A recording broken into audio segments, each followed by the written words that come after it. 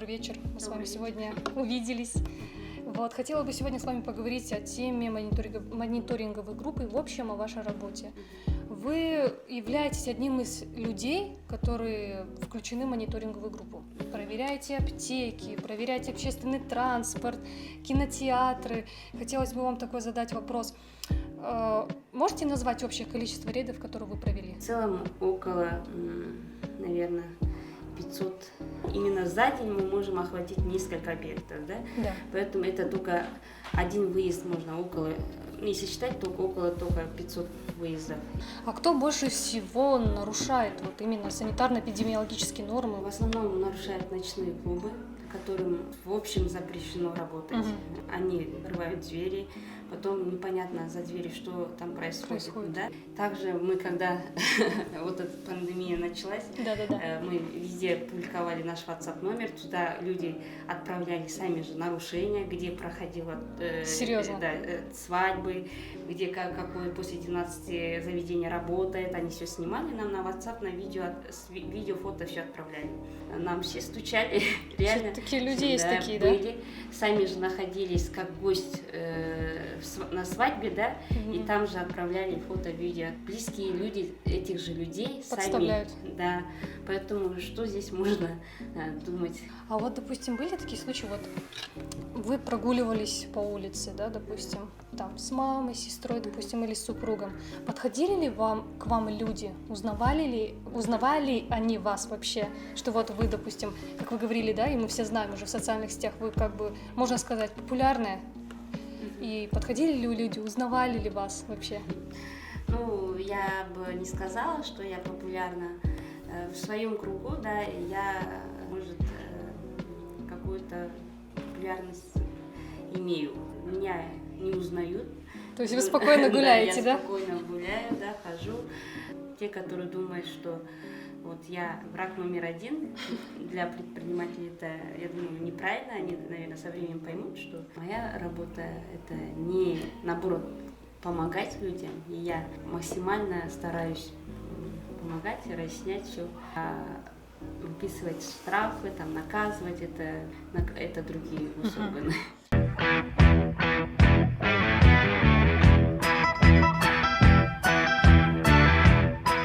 Для меня самая эта медаль – это высшая партийная награда, самая высшая награда. Также я в прошлом году получила этот медаль «Халық алғысы», когда во время пандемии разгружали, помните, да, когда гуманитарная помощь приезжала полностью, потом пожилым людям. Во время пандемии, да? Да, во время пандемии работали. И все остальные благодарственные, это тоже за работу. Здесь во многом сертификаты.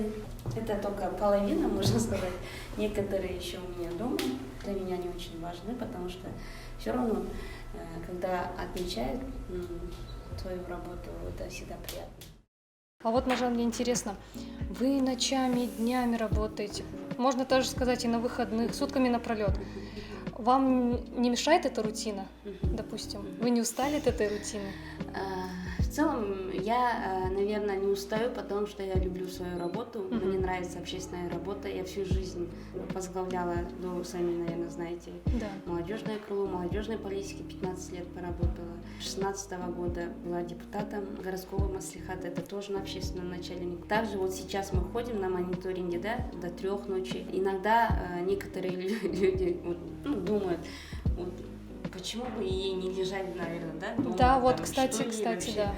Что ей не спится. Поэтому я хочу сказать, что у меня всегда принцип работы, кто, если не я. Я люблю свою работу, и в такое время, когда мы все должны бороться именно, чтобы победить этот коронавирус, я думаю, как общественника задача это помогать именно местному исполнительному органу, акимату, чтобы все вместе бороться и победить этот коронавирус. Допустим, есть люди, которые хорошие, да, которые вам на WhatsApp, да, отправляют фотографии, а есть плохие люди, которые, возможно, грубили бы вам, угрожали ли вам вообще такие люди? Да. Бывали ли такие случаи? Бывало. Очень много таких случаев, сразу скажу. Особенно, когда мы делаем ночные рейды, потому что люди, выпившие бывают, да, в состоянии алкогольного опьянения, они могут не только грубые, но и очень плохие слова в наш адрес сказать, да. Поэтому я это все воспринимаю нормально, потому что я их тоже понимаю, этих людей. Но каждый должен делать свою работу, во-первых, и все мы в целом перед законом, перед равны. Никто, никому никакое исключение не должно делаться.